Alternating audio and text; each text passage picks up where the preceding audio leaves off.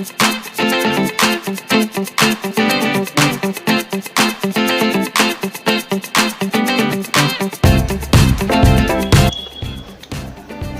ম্যাথমেটিজিতে স্বাগত। চলছে মাধ্যমিকের প্রস্তুতি। এই যে সিরিজ, এই সিরিজের অঙ্কের ভিডিও সিরিজ, এই সিরিজে আমরা আলোচনা করছি মাধ্যমিকের পরীক্ষার্থীদের জন্য অঙ্ক, বিভিন্ন বাজারের চলতি নামি দামি বইয়ের বাছাই করা অঙ্ক এবং বোর্ডের অঙ্কের সমাধান নিয়ে এই সিরিজ, যা মাধ্যমিক পরীক্ষার্থীদের জন্য অত্যন্ত গুরুত্বপূর্ণ। তো আজকে আমরা এই পর্বে আলোচনা করব চ্যাপ্টার 4 আয়তঘন, তার সম্পর্কে ফুল কনসেপ্ট, যেগুলো না জানলে নয় অঙ্ক করার আগে, যেগুলোকে অবশ্যই জানতে হবে। চ্যাপ্টার এর অঙ্ক করতে গেলে একে গভীরে বুঝতে হবে, প্রত্যেকটা জিনিস ভালো করে জানতে হবে। তো আজ সেই জানার পর্ব। তো এই আয়তঘন, এটা একটা 3 ডাইমেনশনাল বা ত্রিমাত্রিক বস্তু। তো এখানে আমি যদি দেখি যে এই আয়তঘন যে জিনিসটা, সেটা কি, সেটা আগে আমাদের জানতে হবে। তো এটা আমরা জানি, আমি যেটা আঁকতে চলেছি তোমরা দেখছো যে এটা একটা আয়তক্ষেত্র। এই আয়তক্ষেত্র থেকে কিন্তু আয়তঘনের উৎপত্তি হয়। তো কিভাবে আয়তঘনটা আঁকবে? তো এটা একটা আয়তক্ষেত্র আঁকলাম, আর একটা আয়তক্ষেত্র ঠিক এর মাঝখান থেকে এইভাবে আমরা দৈর্ঘ্য প্রস্থ নিয়ে এখানে যতটা ফাঁক বা এখানে যতটা ফাঁক, সেই এতটা বাড়বে, এদিকে যতটা, এদিকে ততটা বাড়বে। তো এইভাবে নিয়ে এখানে আর একটা ওই একই মাপের করার চেষ্টা করব। তো একই মাপের দুটো আয়তক্ষেত্র আঁকলাম। এইবারে এর যে শীর্ষবিন্দু যেগুলো আছে, এইগুলোকে যোগ করে দেব।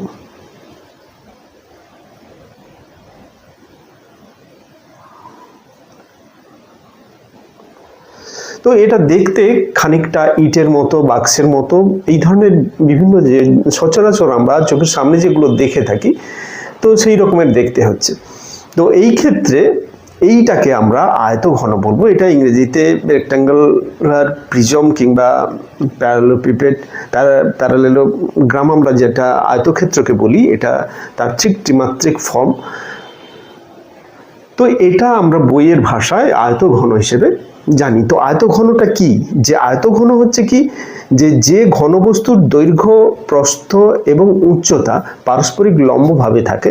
মানে এই যে এটাকে যদি আমি দৈর্ঘ্য ধরি, এটা দৈর্ঘ্য, তাহলে এটা প্রস্থ আর এটা উচ্চতা। তো এই যে দৈর্ঘ্যটা আর এই যে প্রস্থ, এটা আর এখানে এটা উচ্চতা, এরা পরস্পর কি করে, এটার সঙ্গে এটা 90 ডিগ্রি করে থাকে, এটার সঙ্গে এটা 90 ডিগ্রি করে থাকে, আবার এটার সঙ্গে এটা 90 ডিগ্রি করে থাকে। সব কিন্তু পরস্পর 90 ডিগ্রি করে থাকবে প্রত্যেকটা জায়গায়। তো এটার সঙ্গে এটা 90 ডিগ্রি, এটার সঙ্গে এটা 90 ডিগ্রি, আবার দেখা যাচ্ছে যে এটার সঙ্গে এটা 90 ডিগ্রি। তো এরা পরস্পর 90 ডিগ্রি করে থাকে প্রত্যেকটা বাহু। এটাকে বলবো আমরা আয়তঘন। তো আয়তঘনের যে আমরা জানলাম আয়তঘনটা ব্যাপারটা কি। যদি বাস্তবের আমি উদাহরণ দিই, তাহলে দেখব যে ইট, বই, ফ্রিজ, তো এই ধরনের যাবতীয় জিনিস, চোখের সামনে মোবাইল, যা কিছু থাকে সব কিছুই কিন্তু আয়তঘন। তো এবারে আমরা আয়তঘনের আকৃতিটা বুঝলাম। তো আয়তঘন হতে গেলে তার কি কি থাকতে হবে? যেরকম মানুষ হতে গেলে আকৃতিগতভাবে তার হাত থাকতে হবে, চোখ থাকতে হবে, মাথা থাকতে হবে, পা থাকতে হবে, শরীর থাকতে হবে। তো সেই রকমভাবে আয়তঘনেরও কিছু কিছু জিনিস থাকতে হয়। সেগুলো কি? সেগুলো হচ্ছে এর শীর্ষবিন্দু, এর বাহু, এর তল, এর কর্ণ। এই জিনিসগুলো কিন্তু গুরুত্বপূর্ণ। তো শীর্ষবিন্দু কোনগুলো? না, শীর্ষবিন্দু কোনগুলো? যেখানে যেখানে এইভাবে দেখবে বাহুগুলো সব মিলিত হয়েছে, সেইগুলো এখানে একটা শীর্ষবিন্দু তৈরি হয়েছে। এটা একটা শীর্ষবিন্দু, এখানে একটা শীর্ষবিন্দু তৈরি হয়েছে, এখানে একটা শীর্ষবিন্দু তৈরি হয়েছে, এখানে একটা শীর্ষবিন্দু, এখানে একটা, এখানে একটা, এখানে একটা, এখানে একটা। তাহলে এখানে প্রাথমিক জিনিস যেটা হচ্ছে আমাদের শীর্ষবিন্দু বা ভার্টেক্স। যাকে ইংরেজিতে বলি। এই শীর্ষবিন্দুর সংখ্যা কটা? 1টা 2টো 3টে 4টে 5টা 6টা 7টা 8টা। শীর্ষবিন্দু হচ্ছে 8টি। এইগুলো কিন্তু মনে রাখাটা জরুরি, এখানে শর্ট কোশ্চেন হয়। তারপরে আমি যাব ধার বা বাহু। বাহুর সংখ্যা, এই যে এইগুলো হচ্ছে একটা একটা বাহু, এগুলো একটা একটা বাহু, এটা একটা বাহু, দৈর্ঘ্য একটা বাহু, প্রস্থ একটা বাহু, উচ্চতা একটা বাহু। এই রকমের বাহু কটা আছে না, এইরকম যদি আমি করি দেখে নিই, এটা মোট 12টা হবে। তাহলে বাহু হচ্ছে 12টি। দেখে নিই একবার, 1 2 3 4 5 6 7 8 9 10 11 12, মোট 12খানা আছে। এরপরে আসছি তল বা প্লেন। তল হচ্ছে কি না, এই উপরের অংশটা এটা একটা তল, এ সাইডে এটা একটা তল, এ সাইডে এটা একটা তল, আবার নিচে একটা তল, ও সাইডে একটা তল, এ সাইডে একটা তল। তাহলে মোট কয়টা তল হচ্ছে? এটা উপরে একটা, নিচে একটা, দুটো, এ সাইডে একটা, এ সাইডে একটা, 4টে, আবার এই সাইডে একটা, আবার সামনে সাইডে একটা, 6টা। মোট তাহলে আমরা দেখতে পাচ্ছি 6টি তল থাকছে। আর কর্ণ এখানে কটি থাকছে? কর্ণ বলতে কিন্তু আয়তঘনের কর্ণ। তো সেক্ষেত্রে কিন্তু আমি প্রত্যেকটা তলের একটা একটা, যেহেতু আয়তক্ষেত্র, সেটাতে কিন্তু একটা একটা কর্ণ হয়, সেটা কিন্তু আয়তঘনের কর্ণ নয়। কর্ণ হতে গেলে এখান থেকে এই ডট ডট ডট ডট করে এখানে একটা কর্ণ হলো, আবার এখান থেকে ডট ডট করে এখানে একটা কর্ণ হলো, অনুভাবে এখান থেকে এই করে আমাদের এখানে একটা কর্ণ। কর্ণ যদি অ্যাকচুয়াল দেখি তাহলে আমরা কর্ণ পাবো কিন্তু, তো এইখান থেকে এটা এটা একটা কর্ণ, আবার এখান থেকে এটা এটা একটা কর্ণ হলো। কর্ণ, এটা কর্ণগুলো স্পেসের মধ্যে থাকবে, কোনো তলের মধ্যে নয়। এখান থেকে এটা একটা কর্ণ হতে পারে, এটা একটা কর্ণ হলো। আবার এখানে দেখছি যে এখান থেকে এটা একটা কর্ণ হতে পারে। তো আর কিন্তু কোথাও কর্ণ হতে পারে না। তাহলে কর্ণ কিন্তু 3টে না, কর্ণ এখানে হবে 4টি। তাহলে অ্যাকচুয়াল যদি দেখি তাহলে এখানে যে কয়েকটা জিনিস পাওয়া যাচ্ছে, এইগুলো নিয়ে কিন্তু শর্ট কোশ্চেন আসে। একটা হচ্ছে শীর্ষবিন্দুর সংখ্যা 8টি, ধার বা বাহুর সংখ্যা 12টি, তলের সংখ্যা 6টি, কর্ণের সংখ্যা 4টি। অনুভাবে এটা যেহেতু একটা আয়তঘন, এরকমের আরেকটা ছবি পাওয়া যায়, যেমন লুডোর ছক। লুডোর ছকের ক্ষেত্রে, সেটার ক্ষেত্রে আমরা সেটাকে কি বলবো? এটা তো আয়তঘনকৃতির নয়, সেটাই দেখে মনে হবে যেন বর্গাকার, সমস্ত পিঠগুলো যেন বর্গাকার।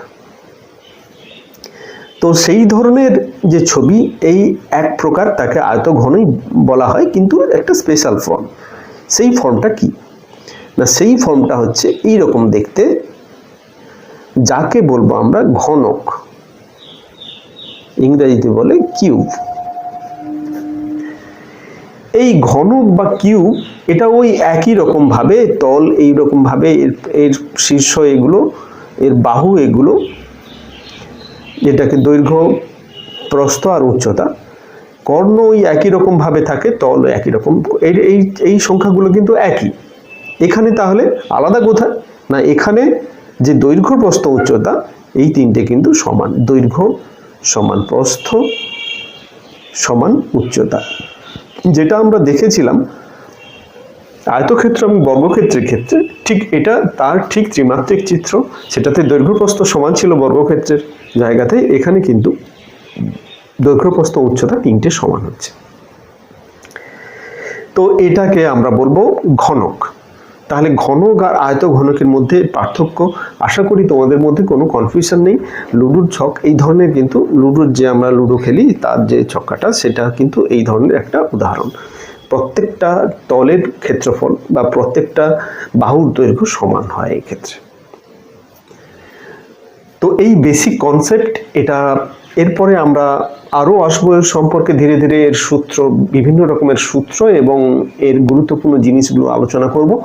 তার আগে বলবো, যারা যারা এই চ্যানেলে নতুন দেখছো, এই ভিডিওটা দেখছো যারা, অবশ্যই বন্ধুদের মধ্যে শেয়ার করো এবং যদি ভালো লাগে একটি লাইক করে দিও। অবশ্যই যারা যারা নতুন তাদেরকে বলবো এই চ্যানেলটিকে যত তাড়াতাড়ি সম্ভব সাবস্ক্রাইব করো না। এবার থেকে এই চ্যানেলে কন্টিনিউ ভিডিও আসতে থাকবে, যেটা তোমাদের ভীষণ কাজে লাগবে। এই যে সিরিজ, এটা মাধ্যমিক পরীক্ষার্থীদের জন্য বেসিক্যালি। এই চ্যানেলটা হচ্ছে 9, 10, 11, 12 চ্যানেল, যেখানে West Bengal board of secondary education এবং West Bengal council of higher secondary education এই দুটো সিলেবাসের উপর বেস করে অঙ্ক করানো হয় চ্যাপ্টার ভিত্তিক, এবং বাজারের চলতি নামি দামি বইয়ের বাছাই করা অঙ্ক যেগুলো মাধ্যমিকের জন্য অত্যন্ত গুরুত্বপূর্ণ, সেই সমস্ত অঙ্কের সমাধান নিয়ে এবং ফুল কনসেপ্ট নিয়ে এই সিরিজগুলো। তো যারা যারা এখনও সাবস্ক্রাইব করনি তাড়াতাড়ি সাবস্ক্রাইব করে নাও, এবং যারা এই চ্যানেলের সঙ্গে আছো তাদেরকে অসংখ্য ধন্যবাদ। প্রত্যেকটি ভিডিও দেখতে থাকো, অসংখ্যভাবে এখানে তোমাদের ভীষণ কাজে লাগবে, এবং সঙ্গে সঙ্গে প্রত্যেকটা জিনিসের আইডিয়া কিন্তু কনসেপ্ট কিন্তু ক্লিয়ার হবে। এরপরে চলে যাই পরবর্তী অংশে, যেটা আমরা আলোচনা করব গুরুত্বপূর্ণ এর সূত্র, যে সূত্রগুলো কিন্তু না জানলে এর অঙ্ক করতে পারবো না, এবং সেই সূত্রগুলো বুঝবো, মুখস্থ করার আগে সূত্র বোঝার দরকার আছে। আচ্ছা, এখানে সূত্র বলতে আমরা এই চারটা জিনিস মেনলি জানবো, সেটা হচ্ছে সমগ্র তলের ক্ষেত্রফল, ভূমির ক্ষেত্রফল, আয়তন এবং ঘন। এই চারটা জিনিস ঘুরে ফিরে যেই ভাষার অঙ্কতে আমরা যে ধরনের ভাষা পাই না কেন, যাই হোক, সমস্ত কিছু কিন্তু এই চারটার উপর নির্ভর করছে। আমরা অঙ্কে কেমনভাবে ভাষা থাকবে এবং চারটা কিভাবে কাজে লাগবে সেগুলো নিয়ে আরও এরপরে আলোচনা করব, যাতে করে অঙ্কের ক্ষেত্রে কিন্তু এই সূত্রগুলো কিভাবে অ্যাপ্লাই করবে সেটা সহজে বুঝতে পারবে। তো এখানে সূত্রগুলো বেসিক্যালি আমি প্রথমে বলবো আয়তঘন, তারপরে ঘনকের উপরে। আয়তঘনের ক্ষেত্রে সমগ্র তলের ক্ষেত্রফল। সমগ্র তল কোনগুলো একবার ছবিটা দেখে নিই। আয়তঘনের ছবিটা যেটা আছে, এই যে আয়তঘনের ছবিটা, এখানে এই যে ওপরের অংশটা, এই যে এই অংশটা, এটা একটা তল, আবার এই অংশটা, এই যে অংশটা, এটা একটা তল, আবার এই যে সামনের অংশটা, এটা একটা তল। এরকম করে এর তলের সংখ্যা হচ্ছে মোট 6টি। এই যে 6টি তল, প্রত্যেকটা কিন্তু একটা আয়তাকার তল। এখানে আমি যদি প্রাথমিকভাবে ধরে নিই যে এর দৈর্ঘ্য এটা দৈর্ঘ্য, এটা সমান এল, প্রস্থ যেটা বি, আর উচ্চতা সমান এইচ। এটা এর ইংলিশ নেম অনুসারে দেওয়া হয়েছে। দৈর্ঘ্য যেটা লেংথ, আর প্রস্থ যেটা হচ্ছে ব্রেথ, যেটা প্রস্থ, আর উচ্চতা হাইট, সেখান থেকে এইচ, এল বি এইচ।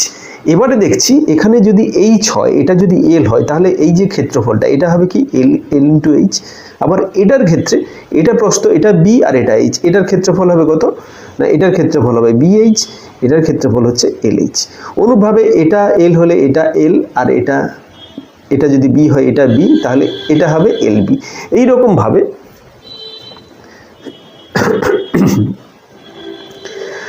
তো এইরকমভাবে আমাদের ক্ষেত্রফলগুলো আসবে। সেটির ক্ষেত্রে পাবো দুটি, আমরা পাবো এলবি, দুটি বিএইচ, আর দুটি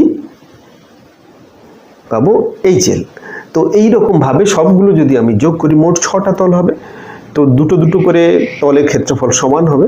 তো সেক্ষেত্রে এটার সূত্র হবে টিএস, টোটাল সারফেস এরিয়া, বা সমগ্র তলের ক্ষেত্রফল যেটা।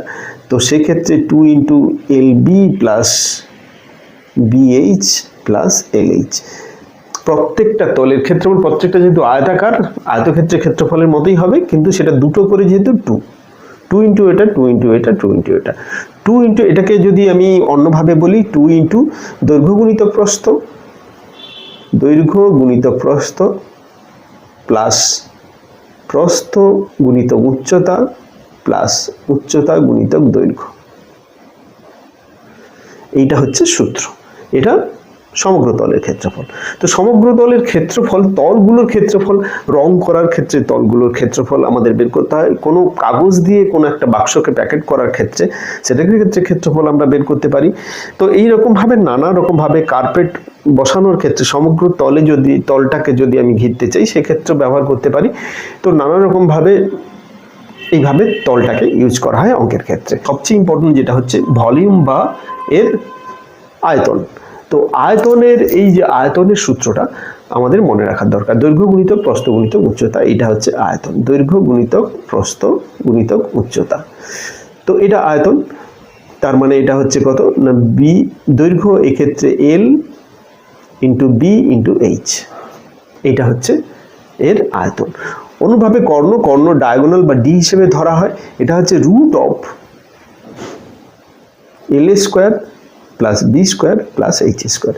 এটা হচ্ছে সূত্র। দৈর্ঘ্য রুট অফ দৈর্ঘ্য স্কোয়ার প্লাস প্রস্থ স্কোয়ার প্লাস উচ্চতা স্কোয়ার। তো এই যে চারটা সূত্র, এর মধ্যে তিনটে সূত্রই আমাদের ম্যাক্সিমাম কাজে লাগে। তো এই ক্ষেত্রে শুধু সূত্র জানলে হবে না, সঙ্গে সঙ্গে এককটাও জানতে হবে। তো ক্ষেত্রফলের ক্ষেত্রে সবসময় বর্গ একক হয়, বর্গ, এর সঙ্গে মিটার, সেন্টিমিটার যা কিছু থাকতে পারে, বর্গ একক, এককের জায়গায় মিটার বা সেন্টিমিটার, বর্গ কথাটা কিন্তু সবসময় থাকবে, বা ইংলিশে স্কোয়ার ইউনিট। তো এটার ক্ষেত্রেও তাই, ক্ষেত্রফলের ক্ষেত্রে বর্গ কথাটাই সবসময় থাকবে। আয়তনের ক্ষেত্রে সবসময় ঘন কথাটা থাকবে, ঘন একক বা কিউব ইউনিট। এখানে ঘন সেন্টিমিটার, ঘন মিটার এই ধরনের থাকবে। আবার কর্ণের ক্ষেত্রে এটা যেহেতু একটা দৈর্ঘ্য, এটা শুধু একক হবে, সেটা সেন্টিমিটার হতে পারে, মিটার হতে পারে, যাবতীয় এই ধরনের হতে পারে। এই গেল আয়তঘনের বিভিন্ন ধরনের সূত্র। তো অনুরূপভাবে আমরা ঘনের ক্ষেত্রে যদি আমি দেখে নিই, ঘনের যে সূত্রগুলো ওই একই রকমভাবে, এখানে দৈর্ঘ্যপ্রস্থ সব আলাদা হবে না, একই হয়ে যাবে। ঘনের সূত্রটা যদি আমি দেখে নিই, তাহলে একবার ঘনকের সূত্র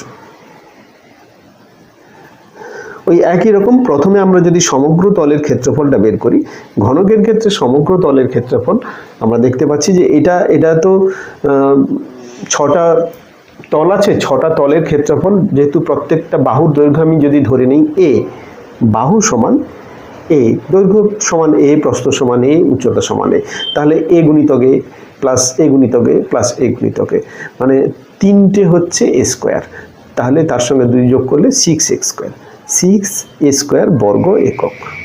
এইটাই হবে এর সমগ্র তলের ক্ষেত্রফল। এবারে 2 নম্বরে আসি আয়তন। আয়তনের ক্ষেত্রে যেটা হবে কি, 3টে এ গুণিতক এ গুণিতক এ, মানে এ কিউব, ঘন একক, ঘন সেন্টিমিটার, ঘন মিটার, সামথিং এরকম হবে। ভূমির ক্ষেত্রফল যদি ধরি, সেটা শুধু এ স্কোয়ার হবে, সেটা নিয়ে আমি আর বলছি না, শুধু এ স্কোয়ার ভূমির ক্ষেত্রফল। তো তাহলে ভূমির ক্ষেত্রফলটা গেল। এবারে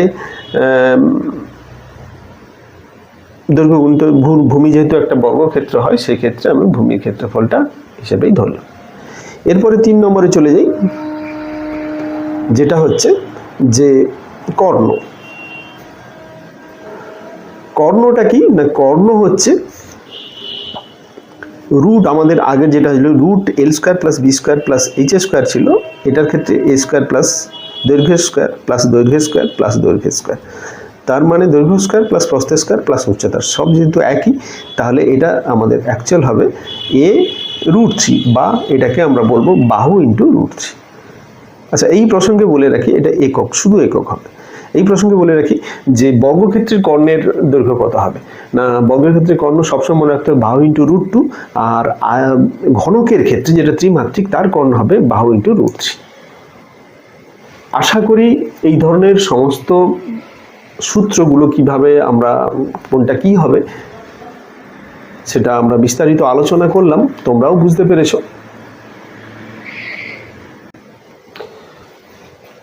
তো এই প্রসঙ্গে আমি বলে রাখি, যেটা এই ধরনের সূত্রগুলো কিন্তু এক্সেপ্ট যে সূত্রটা আমাদের খুব কম লেগেছে, সেটা হচ্ছে কি না ভূমির ক্ষেত্রফল। এই ক্ষেত্রে আমরা বলবো যে ভূমি তো যার উপরে দাঁড়িয়ে আছে সেটাকে আমরা ভূমি বলবো, তাহলে এটার ক্ষেত্রফল হবে। তো এটার প্রস্থ গুণিতক দৈর্ঘ্য, এর ক্ষেত্রফল দৈর্ঘ্য গুণিতক প্রস্থ, তো সেটা এই ক্ষেত্রে এলবি বা অন্য ক্ষেত্রে যাই হোক, দৈর্ঘ্য গুণিতক প্রস্থ হবে ভূমির ক্ষেত্রফল। এইখানে তাহলে আমরা ভূমির ক্ষেত্রফল হিসেবে এই সূত্রটাতে আমরা কেবলমাত্র দৈর্ঘ্য গুণিতক প্রস্থ করব। এখানে দুটো যেটার উপরেই থাকবে সেটাকে আমরা সেই ক্ষেত্রে ভূমি ধরবো, আমি উল্টে দিলে সেটা যেটার মাটির উপরে থাকবে সেটাকেই আমরা ভূমি ধরবো। তো সেই ক্ষেত্রে এটা দৈর্ঘ্য গুণিতক প্রস্থই হবে। আর ঘনকের ক্ষেত্রে ওই একই রকমের ভূমির ক্ষেত্রফলটা সবসময় এ স্কোয়ার হবে, কারণ একটাই ক্ষেত্রফলের উপর সবসময় ওকে বসানো যায়, সেই যে ক্ষেত্রফলটা সেটাকে আমরা ভূমি হিসেবে ধরবো। তো এই গেল সমস্ত সূত্র। এবারে আমরা দেখে নেব কয়েকটা অঙ্ক, বেসিক অঙ্ক, যেগুলো কিভাবে অ্যাপ্লাই করা হবে সেটা সহজে বুঝতে পারবে।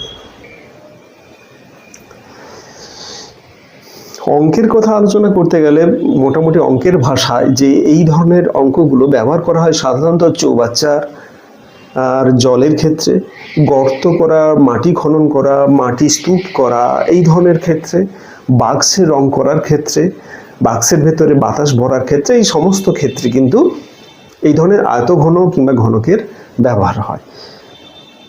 এটাকে ডাইরেক্ট আয়তঘন না বলে এইভাবে কিন্তু ভাষা দিয়ে ব্যবহার করা যায় এবং করা হয়েছে। তো এই ক্ষেত্রে আমরা এর বেসিক, আমরা কিন্তু ওইসবে যাচ্ছি না, ওইগুলো বইয়ের অঙ্ক যখন করাবো তখন আসবে। আমরা এর বেসিক যেটা, আমরা সূত্রটাকে কেমনভাবে অ্যাপ্লাই করব সেটা এখন শিখব। তো এখানে কতগুলো 3টে অঙ্ক আমরা এখানে নিয়েছি 3টে সূত্রের জন্য, যে সূত্রগুলো বেসিক্যালি ব্যবহার করা হয়। তো দৈর্ঘ্য 12 সেন্টিমিটার, প্রস্থ 8 সেন্টিমিটার, উচ্চতা 10 সেন্টিমিটার বিশিষ্ট একটা আয়তঘনের আয়তন কত হবে? তো এখানে দৈর্ঘ্য, প্রস্থ, উচ্চতা দেওয়া আছে। তো সেক্ষেত্রে এর আয়তন কত হবে? না, আয়তনের সূত্র হিসেবে আমরা জানি আয়তন সমান কি না দৈর্ঘ্য গুণিতক প্রস্থ গুণিতক উচ্চতা, তার মানে 12 গুণিতক 8 গুণিতক 10। এককটা কি হবে? এটা সব সেন্টিমিটারে আছে, তাহলে একক হবে ঘন সেন্টিমিটার। এইগুলো যেন ভুল না হয়। তাহলে এই 3টেকে আমরা গুণ করব, এই গুণ করার ফলে যেটা আসবে সেটাই হবে আমাদের উত্তর। এখানে 12 8 96, তাহলে 960 ঘন সেন্টিমিটার। এখানে যদি মিটার থাকতো এটা ঘন মিটার হতো একই রকমভাবে। এরপরে চলে যাচ্ছি 2 এর দাগের অঙ্কটা। এটা কি বলেছে? দৈর্ঘ্য 15 সেন্টিমিটার, প্রস্থ 10 সেন্টিমিটার এবং উচ্চতা 8 সেন্টিমিটার। এই বিশিষ্ট আয়তঘনের সমগ্র তলের ক্ষেত্রফল কত হবে? সমগ্র তল বলেছে। এখানে আমাদের যেটা দেখতে পাচ্ছিলাম তল কিন্তু 6টি ছিল। তো সেক্ষেত্রে এর যে সমগ্র তলের ক্ষেত্রফল, সমগ্র তলের ক্ষেত্রফল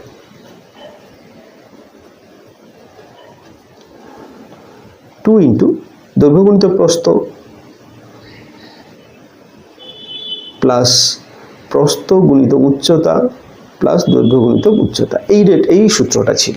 তো এই সূত্রটা অনুযায়ী এখানে কিন্তু আমরা 15 গুণিতক 10 প্লাস 10 গুণিতক 8 প্লাস 15 গুণিতক 8, এটা যদি আমি ক্যালকুলেশন করি, এটার এককটা যেখানে হবে বর্গ, ক্ষেত্রফল যেহেতু বলেছে বর্গ সেন্টিমিটার, সেন্টিমিটার একক ছিল, এটা হবে বর্গ সেন্টিমিটার।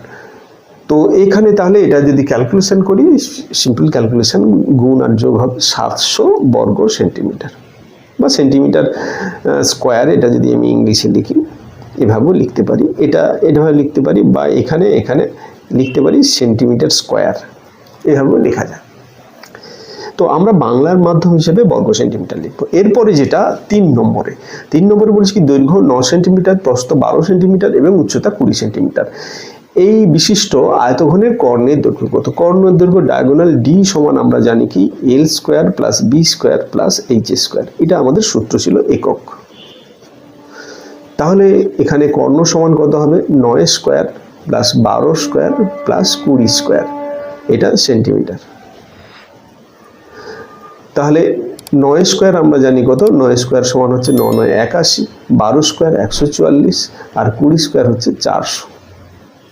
তাহলে এই কয়েকটা যদি আমি যোগ করি এটা হবে কত? 625।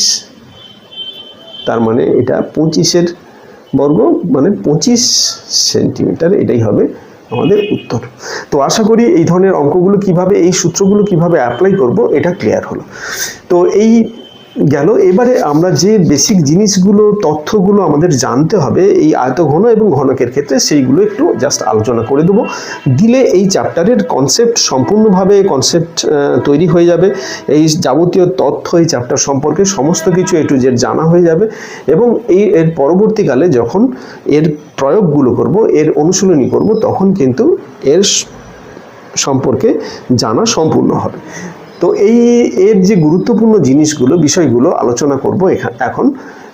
প্রাথমিকভাবে এই যে আমাদের জানতে হবে যেগুলো, সেগুলো হচ্ছে কি যে আয়তঘনের সব তলগুলোই হচ্ছে আয়তাকার। 1 নম্বর হচ্ছে কি আয়তঘনের তলগুলো হবে সব আয়তাকার। কারণ হচ্ছে কি আয়তঘনের আমরা দেখেছি যে আয়তঘনের যদি ছবিটা আমি এখানে দেখাই তাহলে দেখতে পাবো যে এর প্রত্যেকটা তল, এই যে একটা তল আছে বা এখানে একটা তল, এই তলটা ভালোভাবে বুঝতে পারবো। এই তলটা বা তোমরা হাতে একটা কোনো বাক্স বা মোবাইল নিয়ে দেখতে পারো, তার প্রত্যেকটা তল কিন্তু এইভাবে আয়তাকার, আয়তক্ষেত্র একটা। আচ্ছা, দ্বিতীয়ত হচ্ছে কি বিপরীত তলগুলো পরপর সমান হবে। তাহলে এর সঙ্গে এই তলটা সমান হবে, এর সঙ্গে এই তলটা, বিপরীত পিঠগুলো যে মোবাইলের সামনের সঙ্গে পেছনেরটা, সাইডের দুটো, ওপরে নিচে, এইগুলো কিন্তু সব সমান। তো এইগুলো হচ্ছে বিপরীত তলগুলো সবসময় সমান হবে।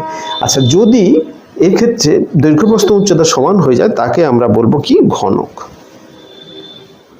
সেটা তো আমরা আগেই আলোচনা করেছি। আচ্ছা, ক্ষেত্রফলের কে সবসময় বর্গ এককে প্রকাশ করব, এর সমগ্র তলের ক্ষেত্রফল, ভূমির ক্ষেত্রফল, এইসবের ক্ষেত্রে আমরা সবসময় একে বর্গ এককে প্রকাশ করব, আয়তনের এককে সবসময় ঘন এককে প্রকাশ করব, ঘন সেন্টিমিটার, ঘন মিটার, এই ধরনের করে। আর বাস্তব জীবনে এর যে উদাহরণগুলো তার মধ্যে আছে বাক্স, ইট, বই, ফ্রিজ, এই সমস্ত জিনিসগুলো থাকে। ঘনকের ক্ষেত্রে ওই একই রকমের। ঘনকের ক্ষেত্রে এই জিনিসগুলো আমাদের জানতে হবে যেগুলো, সেগুলো হচ্ছে ঘনকের সমস্ত পৃষ্ঠ কিন্তু সমান ক্ষেত্রফল বিশিষ্ট এবং সবাই বর্গাকার। বাহুগুলো কিন্তু প্রত্যেকে একে অপরের উপর লম্বভাবে থাকে, সেটা আয়তঘনের ক্ষেত্রেও তাই হয়, কিন্তু ডিফারেন্স হচ্ছে এর বাহুগুলো সমান হয় ঘনকের ক্ষেত্রে, আয়তঘনের ক্ষেত্রে বাহুগুলো সব সমান হয় না। যে আয়তঘনের ক্ষেত্রে বাহু সমান হয় তাকে ঘনক বলবো। সেই জন্য আমরা বলি কি যে ঘনক হচ্ছে আয়তঘনের একটা বিশেষ রূপ। তো এই গেল সম্পূর্ণ আমাদের ঘনক এবং আয়তঘনের বিভিন্ন অংশ, বিভিন্ন সম্পর্কে ধারণা।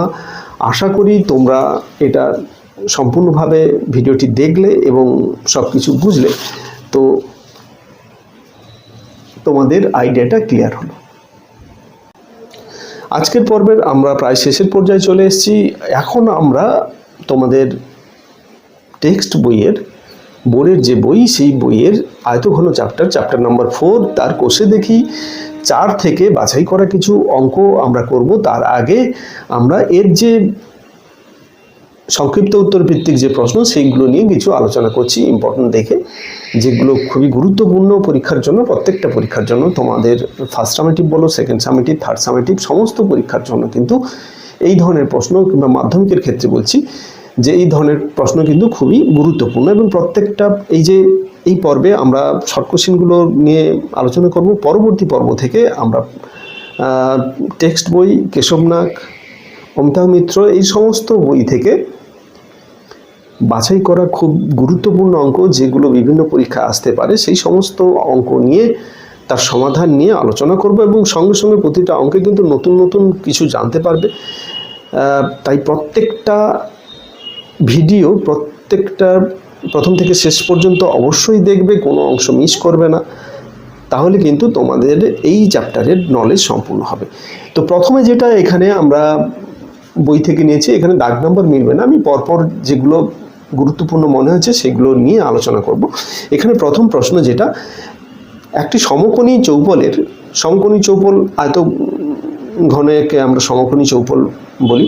তো সমকোণী চৌপলাকার ঘরের দৈর্ঘ্য, প্রস্থ, উচ্চতা যথাক্রমে 5 সেন্টিমিটার, 4 সেন্টিমিটার, 3 সেন্টিমিটার হলে ওই ঘরের লম্বা যে দণ্ড রাখা হয় তার দৈর্ঘ্য কত হবে। আচ্ছা, লম্বা দণ্ড দৈর্ঘ্য বরাবর কিংবা প্রস্থ বরাবর থাকে না। লম্বা যে কোনো ঘরের ক্ষেত্রে, ঘরে ঢুকে যদি তুমি একটু ভাবার চেষ্টা করো, দেখবে লম্বা, সবচেয়ে লম্বা দৈর্ঘ্যের একটা বাঁশ রাখতে গেলে বা দণ্ড রাখতে গেলে সে সবসময় কর্ণ বরাবর থাকতে হয়। তো সেই জন্য যে কোনো একটা কর্ণ, এক্ষেত্রে কিন্তু কর্ণগুলো সব সমান হবে, যে কোনো একটা কর্ণ বরাবর আমরা রাখবো। তো কর্ণের দৈর্ঘ্য কী হবে আমরা জানি, কর্ণের দৈর্ঘ্য সমান সমকোণী চৌপলের বা আয়তঘনের ক্ষেত্রে কর্ণের দৈর্ঘ্য হবে দৈর্ঘ্য গুণিতক প্রস্থ গুণিতক উচ্চতার বর্গমূল।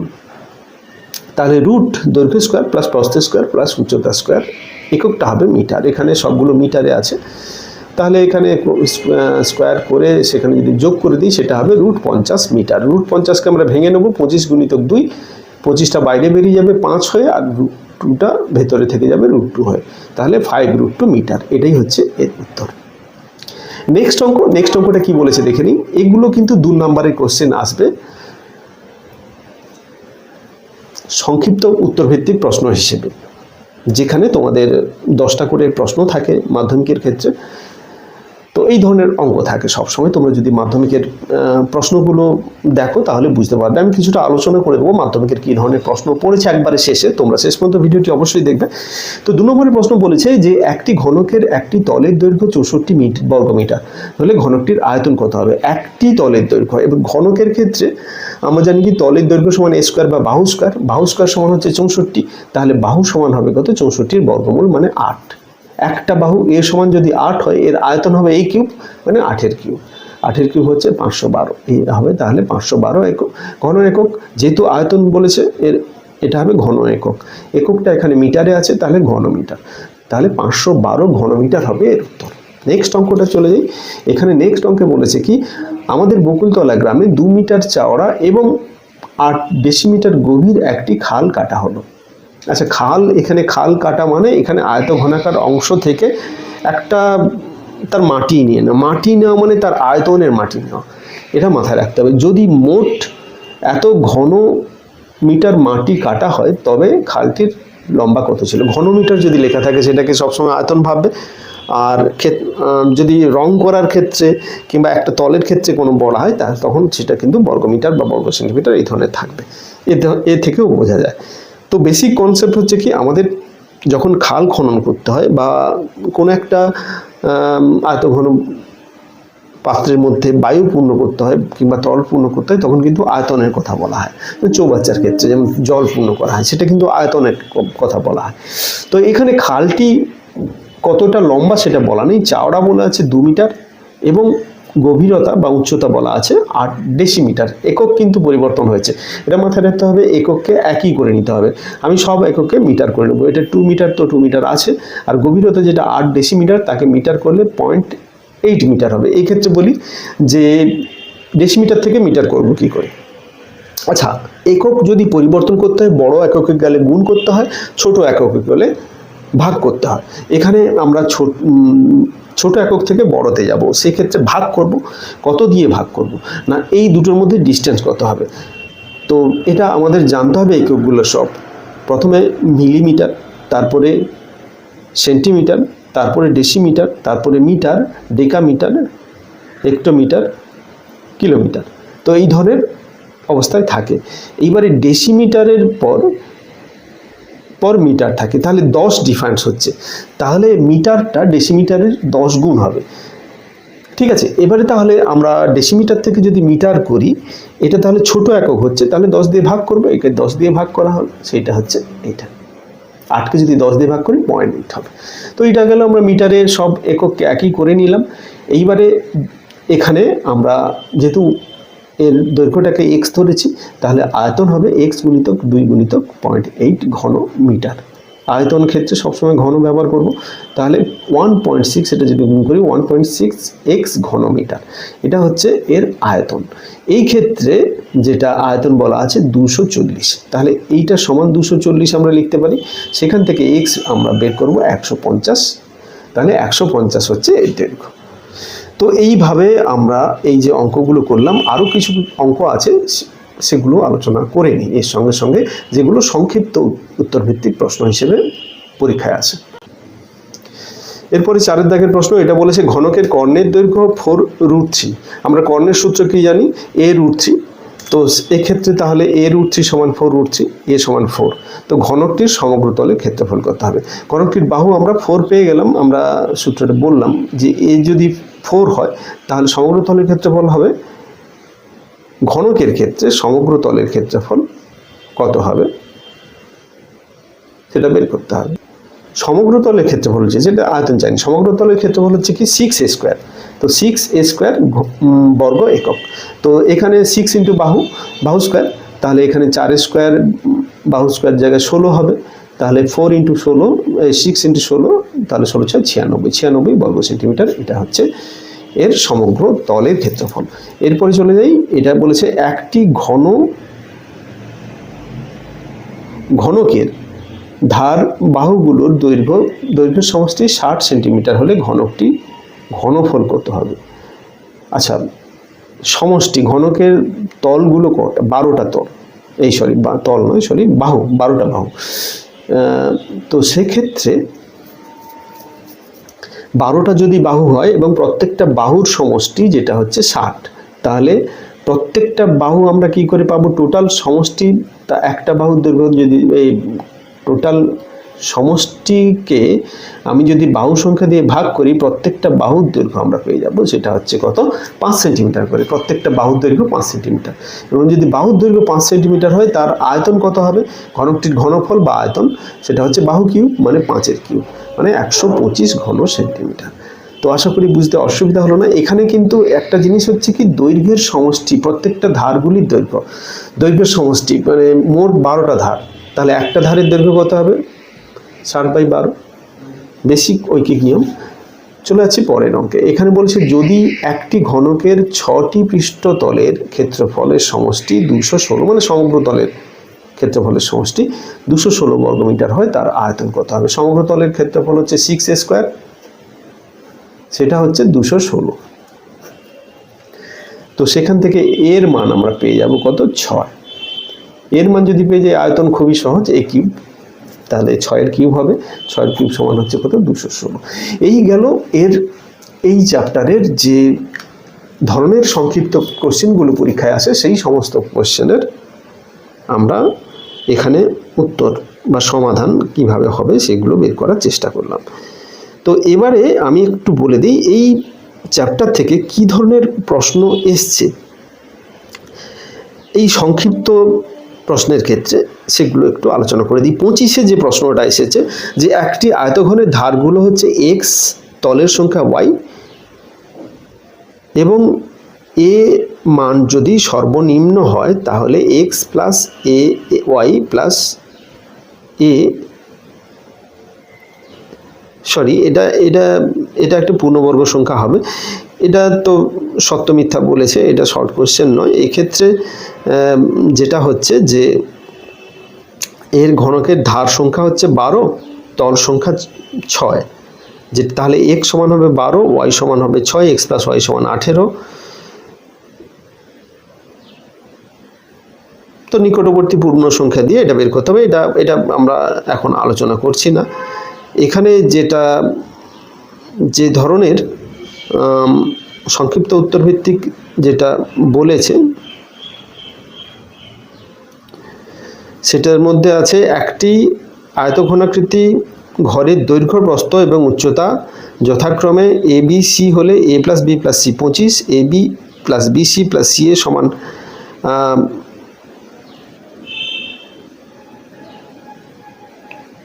240.5 হলে ঘরের বৃহত্তম দণ্ডটির দৈর্ঘ্য কত? ওই একই রকমভাবে হবে আমি যে ধরনের অঙ্কটা করিয়েছি। আরেকটা আছে যে একটি ঘনকের প্রতিটি তলের দৈর্ঘ্য, এটা 24-এ পড়েছিল, প্রতিটি তলের দৈর্ঘ্য 6√2 সেন্টিমিটার হলে ঘনকটির সমগ্র তলের দৈর্ঘ্য কত হবে? একটি কর্ণের দৈর্ঘ্য, একটি তলের কর্ণ মানে কি, একটা সাইড যেটা বর্গক্ষেত্র, তো বর্গক্ষেত্রের কর্ণের একটা কর্ণ বলা আছে 6√2, বর্গক্ষেত্রের ক্ষেত্রে কর্ণ a√2 হয়, তাহলে বাহু হচ্ছে এখানে 6, সেখান থেকে আমরা সমগ্র তলের ক্ষেত্রফল 6x², মানে 6 × 6² মানে অ্যাকচুয়াল এটা 6 × 6 × 6 মানে 216 হবে উত্তর।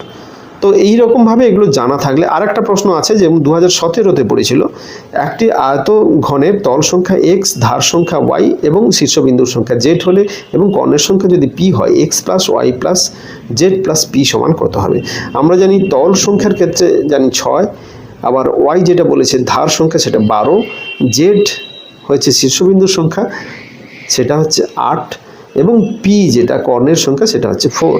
তাহলে x মাইনাস y বা x plus y plus z plus p এ সমস্ত কিছু কিন্তু ওই মানগুলো বসিয়ে পেয়ে যাব। তো আশা করি বুঝতে পারলে যে কেমন ধরনের প্রশ্ন হয়।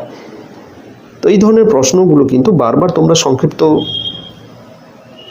যে প্রশ্নগুলো সালের কোশ্চেন দেখে নেবে, সেখান থেকে কিন্তু এই ধরনের যে অঙ্কগুলো করানো হলো বা যে কনসেপ্টগুলো তোমাদের তৈরি করানো হলো, সেই সমস্ত থেকেই কিন্তু প্রশ্ন হয় এবং খুব সহজেই সেগুলো পারবে। আজকে এই পর্যন্তই, পরবর্তী ভিডিওতে আবার দেখা হবে। যারা যারা এখনও পর্যন্ত চ্যানেলকে সাবস্ক্রাইব করনি অবশ্যই সাবস্ক্রাইব করে নাও, এবং তোমাদের বলবো যে তোমরা প্র্যাকটিস করার জন্য এবং আরও বেশি জানার জন্য অবশ্যই আমার ফেসবুক পেজ ম্যাথমেডিজিকে ফলো করতে পারো। সেখানে কিন্তু প্রতিদিন অসংখ্য ধরনের এই ধরনের স্টাডি ম্যাটেরিয়াল দেওয়া হয়, যেগুলো কিন্তু তোমাদের ভীষণ কাজে লাগবে। সঙ্গে সঙ্গে ওখানে প্রশ্ন দেওয়া হয়, সেটা শূন্যস্থান পূরণ হোক, এমসিকিউ হোক, সংক্ষিপ্ত উত্তর ভিত্তিক প্রশ্ন হোক কিংবা বড় প্রশ্ন হোক, সব কিছু কিন্তু প্র্যাকটিসের জন্য সব কিছুই ওখানে আলোচনা করা হয়। অবশ্যই তোমরা ওটা ফলো করে দেখো। তো আজকে এই পর্যন্তই, পরবর্তী পর্বে আবার দেখা হবে।